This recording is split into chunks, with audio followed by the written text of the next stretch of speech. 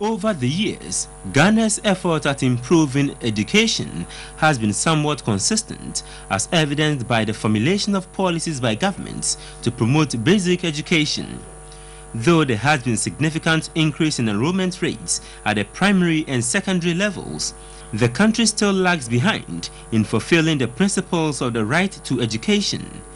The Institute of Democracy and Governance, IDEG, and the African Governance Monitoring and Advocacy Programs report is on ways of ensuring effective education delivery system in Ghana.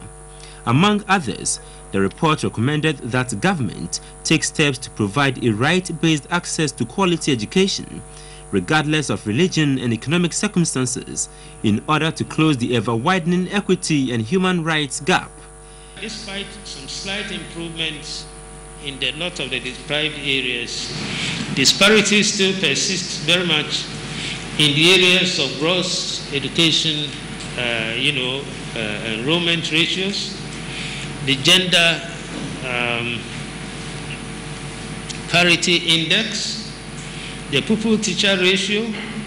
the number of trained teachers in urban as opposed to rural deprived areas, the UPC, which is Universal Primary Completion Rate, that is the rate at which children who go to primary school are able to complete. Deputy Education Minister in charge of tertiary education, Mahama Ayariga, assured of government's commitment to develop a vibrant educational system. We must rethink the funding of education in more equitable terms. We must restructure our funding in such a way that it is targeted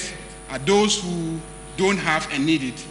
and we must find ways and means of drawing more contributions from those who have the capacity to make the contribution in order to